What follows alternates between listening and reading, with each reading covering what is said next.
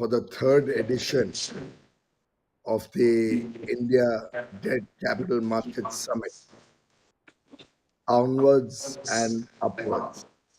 Quite an appropriate motto, very much in line with Bharat's overall economic development, thinking, and aspiration.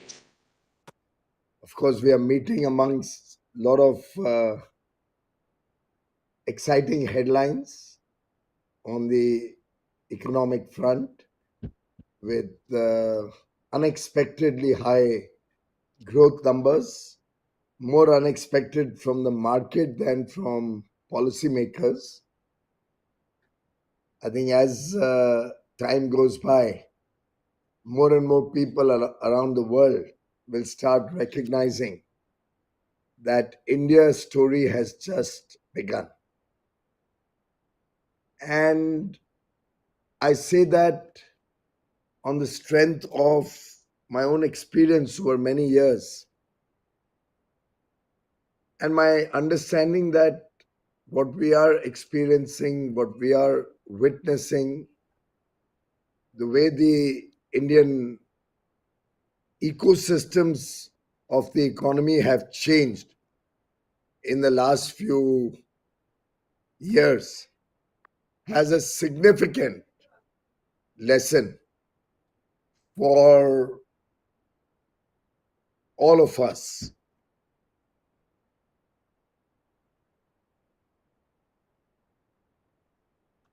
What we can see today,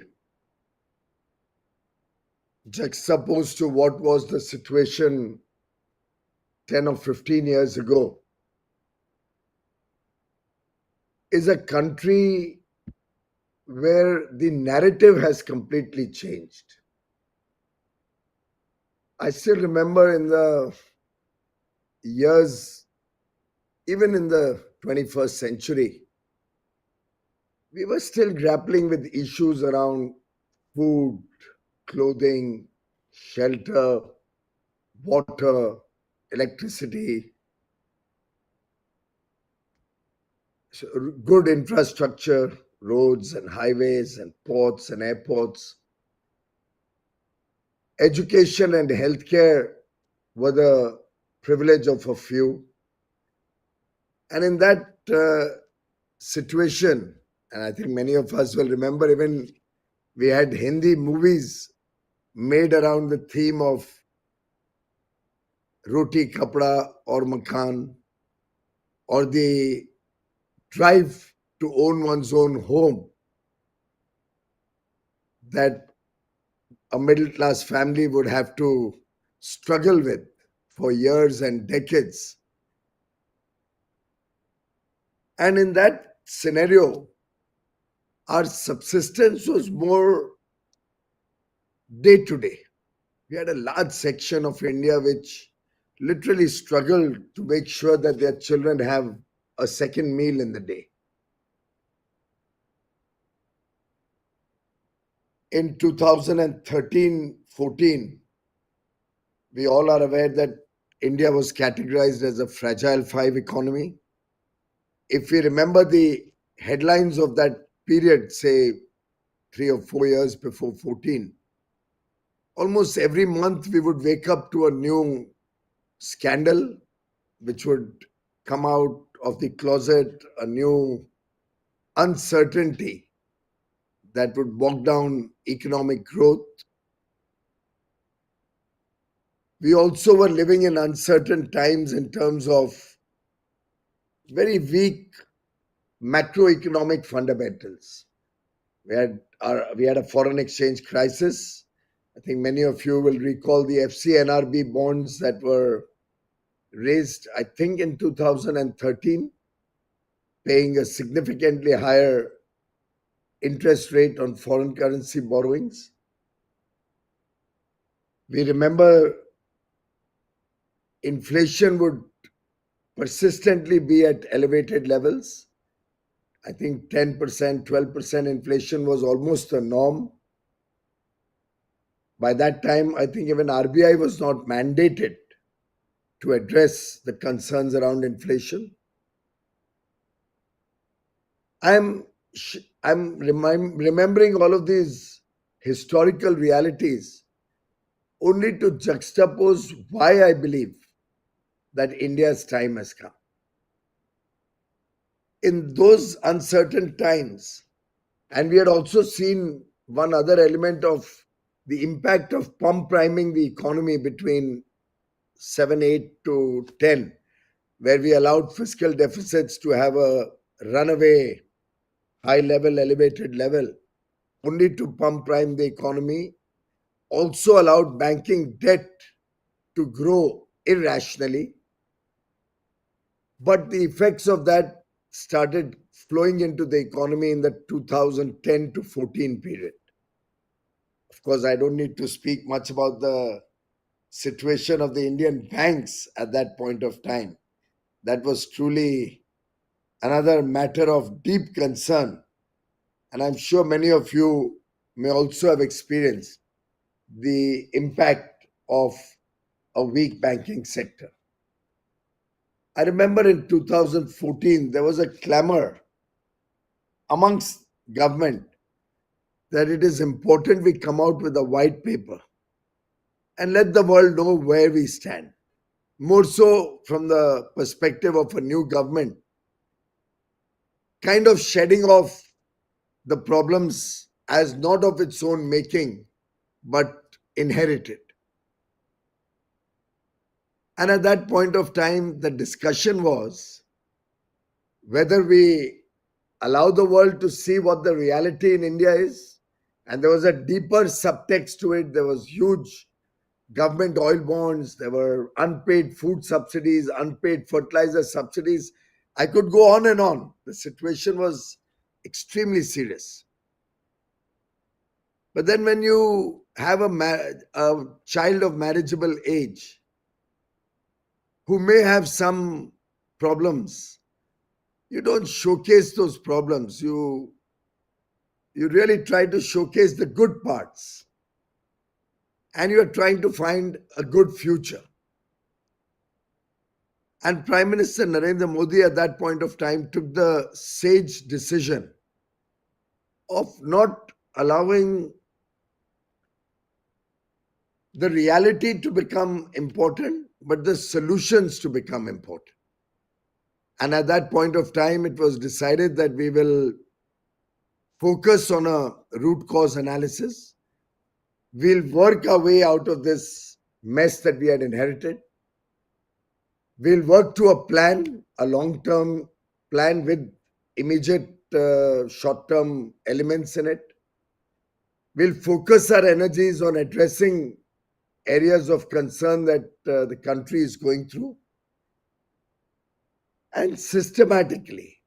And I could give you a year by year account from 2014 to 2023.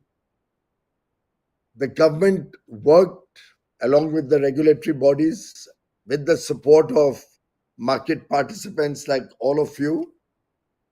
Ideas kept emanating from experts. I see Lata in the audience there, giving us a lot of critical inputs on what needs to be done or what is not happening fast enough.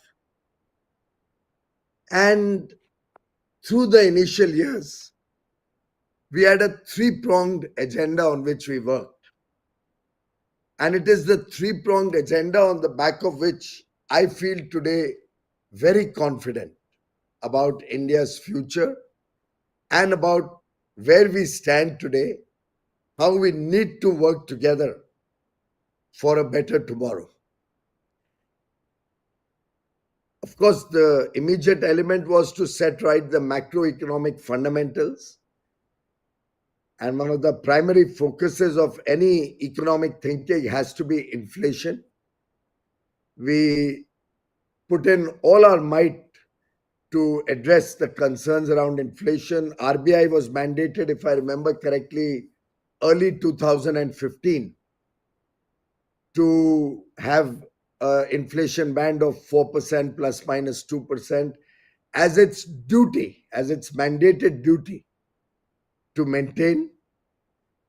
Of course, not in isolation, but with fiscal and monetary policies working in tandem. and government taking its fair share of responsibility. With inflation came its impact on interest rates, which also were at elevated levels at that point of time.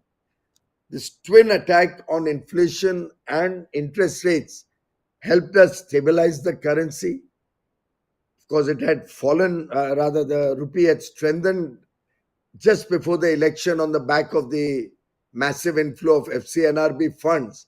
But we recognized that that was a short term boost in the arm.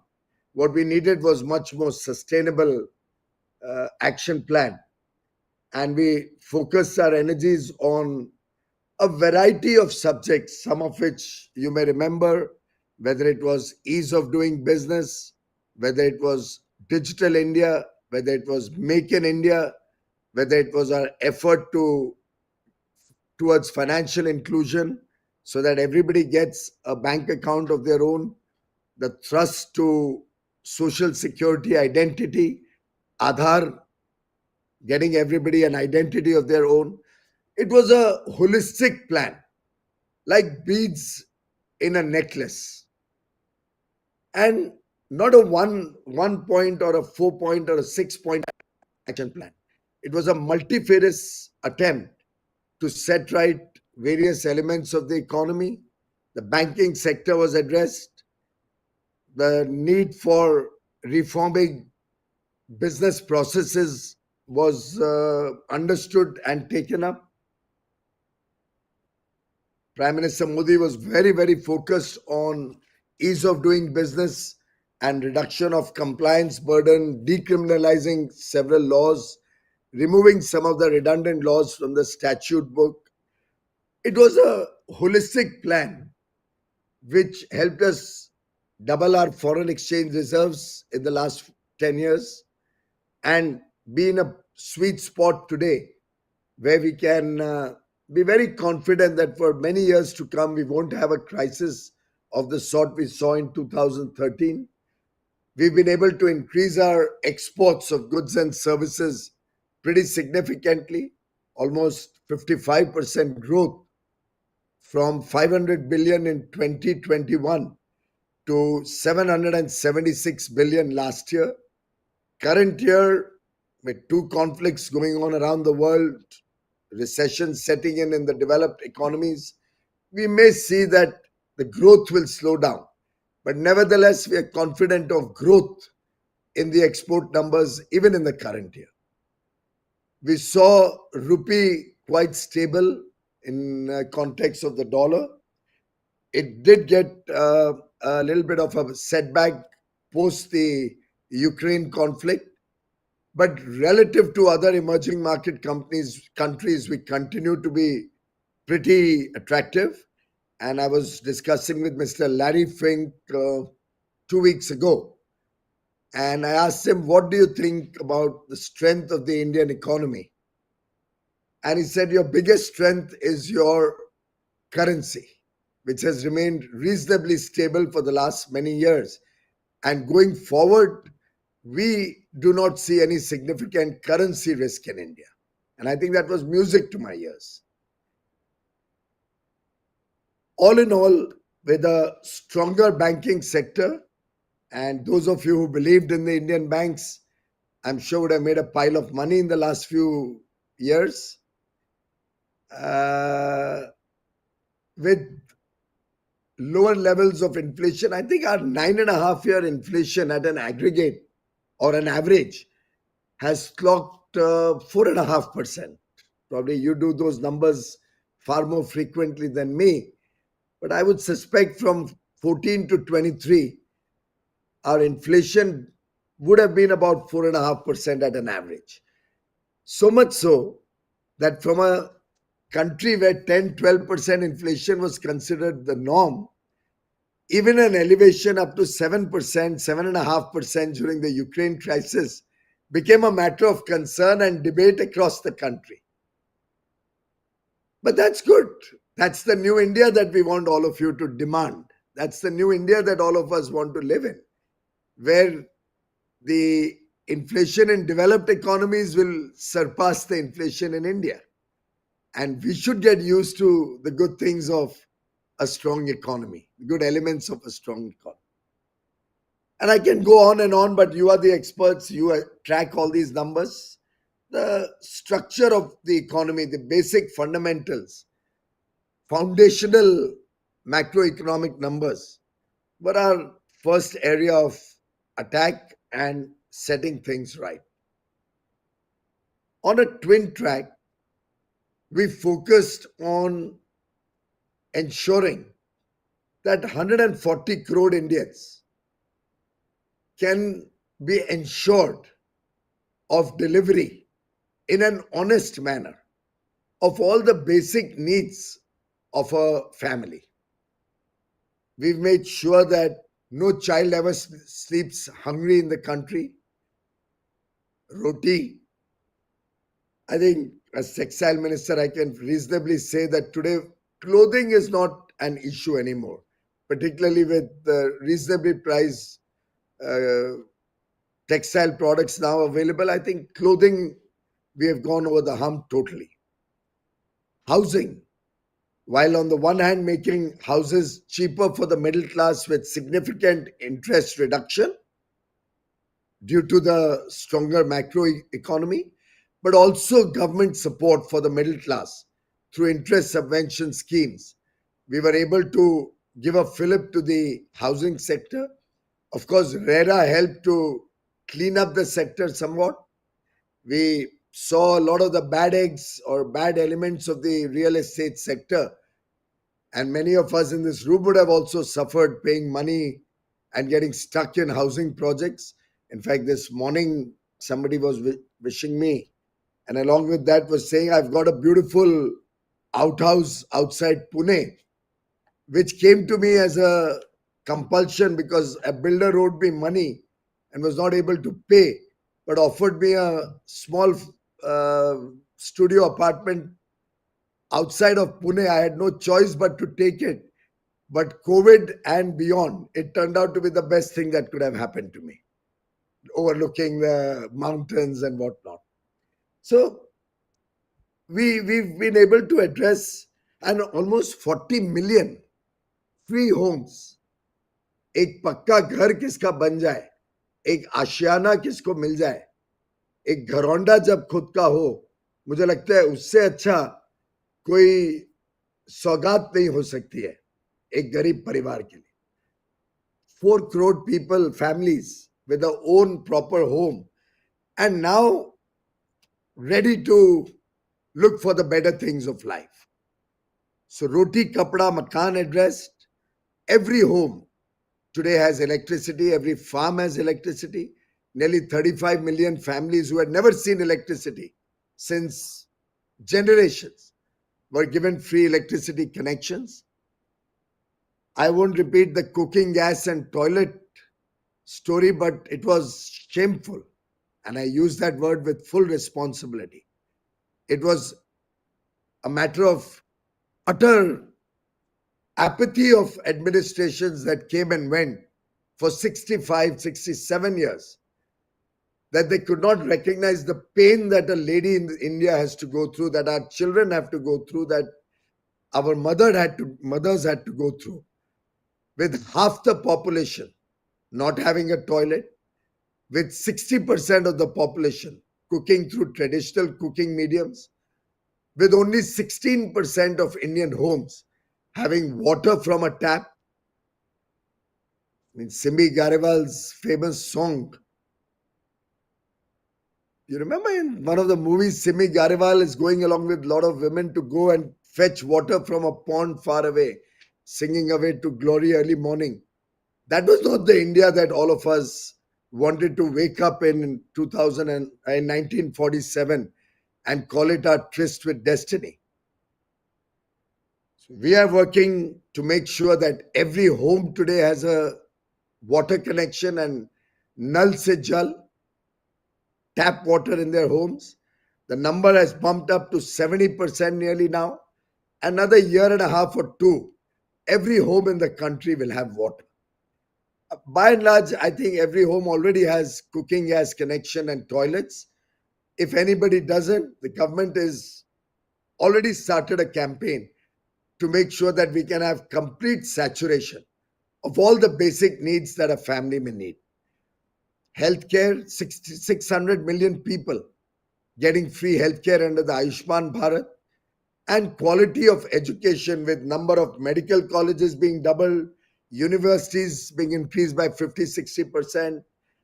In every field, significant bump up in quality and scale of education. And I have all those statistics, but I won't take much of your time on that. Our idea was that once 140 crore Indians have all their basic needs taken care of, and with digital connectivity penetrating the remotest corner of India, now connected to the world on their smartphone, which 930 million internet users in India are enjoying. They're seeing what's happening in Sydney, they're seeing what's happening in Tokyo, in San Francisco, New York, or London, or Dubai. And that is the aspiration that is being built up in every Indian today. Every Indian today is aspiring for a high quality of life. Every Indian today is aspiring to go beyond what he already has. And that, friends, is what we believe will help drive economic growth, will help the aspirations of 1.4 billion people for a better and elevated quality of life on the back of a strong macroeconomic fundamental is the second major thrust area. I saw Mr. Narayan Murthy giving it a name of compassionate, what did he call it? Capitalism, compassionate capitalism, where with a sense of duty and compassion to the less privileged, the government of the day works to strengthen and empower. ये सशक्तिकरण है, खैरात नहीं है. It's not a dole. It's empowerment of our women, of our youth, of our people. And the third track is the track of infrastructure development. We recognize that infrastructure, with the economic impact or a multiplier impact on the economy, is also essential to be able to strengthen India's future. So, massive investments both from the government and from the private sector directed towards infrastructure have now started yielding results. For a few years, our Mumbaikars may have had a problem with the coastal road being made on the one side, Trans Harbour Link on the other side, metros all over the city, expansion of the rail infrastructure, concretizing of all the roads so we don't have to suffer in the monsoon season.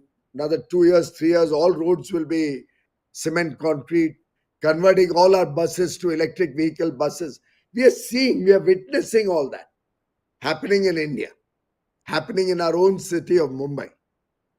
We are seeing that Dharavi will now get redeveloped into proper homes for the slum dwellers. This focus on infrastructure is empowering the economy and giving it a fillip.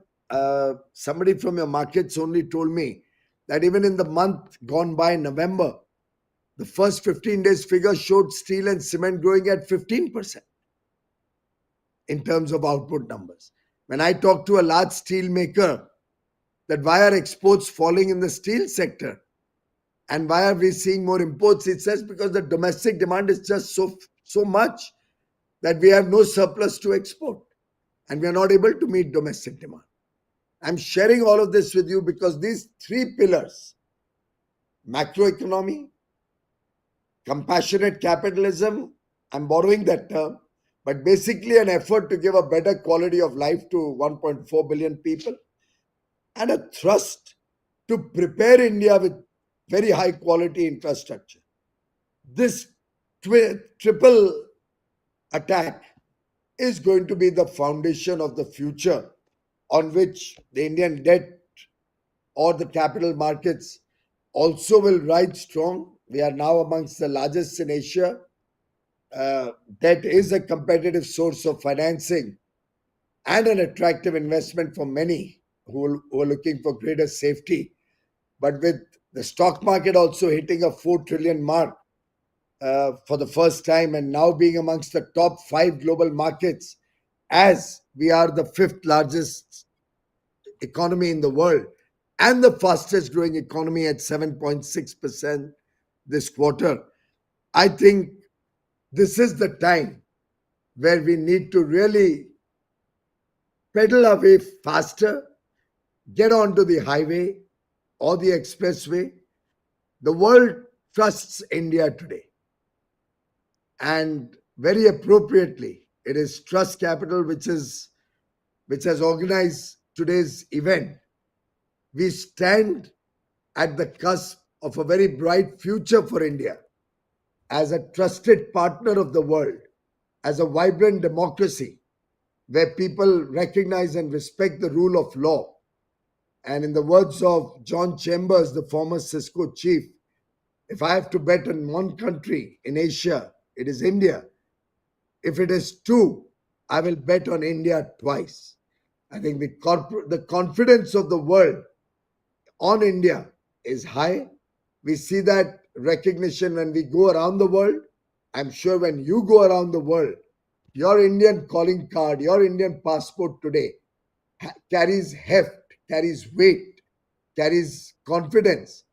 And I am very, very, very sure that in this Amrit Kal, where we are on our journey towards a developed and prosperous India, एक विकसित भारत का जो हमारा सपना है 2047 तक, ये जो कमिटमेंट है पूरे देश की, ये जो संकल्प पूरे देश ने लिया एक विकसित भारत बनाने का, this pledge towards a developed and prosperous India is a future that beckons us. All of us have to contribute to that. We all have our own areas of expertise and experience. I'm sure the future holds a great leap forward. Let's be ambitious. Under 30 population in India, expected to be under 30 for the next 30 years, will add $30 trillion to our 3.7 trillion, so that by 2047, give or take a year or two, but certainly in the next 30 years or less, India will be a $35 trillion economy. And friends, all of you are going to be a part of that glorious future. I wish you all well. I wish you all great success in the wonderful work that you are doing. On our part, it's a listening government. We are always wanting, and I do hope during the course of the day, you'll deliberate on what needs to be done to ensure what I've said happens. You'll give us some ideas, some reform suggestions, some ease of doing business suggestions, some capital market suggestions, which we as government can take forward. A resilient debt capital market will be the catalyst for innovation, entrepreneurship, and infrastructure development. We can see that four elements will help us drive this in the years to come. Massive urbanization, expected to be 50% by 2050, and our tier 2 cities also growing to become metropolitan cities. Rural areas, incomes rising, so that spending is across the country. Futuristic sectors like AI, semiconductors, electric vehicles powering our future. Third, green and sustainable energy being the way forward, and the capital markets and debt markets playing their role in our energy transition to a low carbon economy. And fourth, invest without the fear of missing out. Be long on the India growth story. Thank you. Namaskar.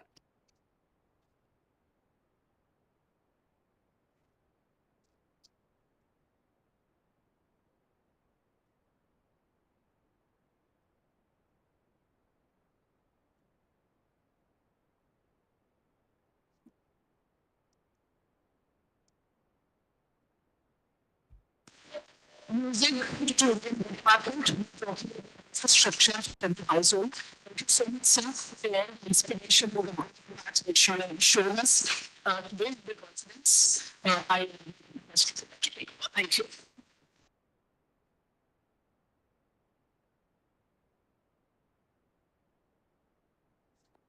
Once again, May I leave? and yes, sir. May I leave? Are we having Yes, any sir. questions? Welcome. Yes, sir. Thank you very, very much. Minister, sir. Very much. Round of applause. Around the Minister of this industry, for super affairs, including distribution, textiles, the Inaugural House.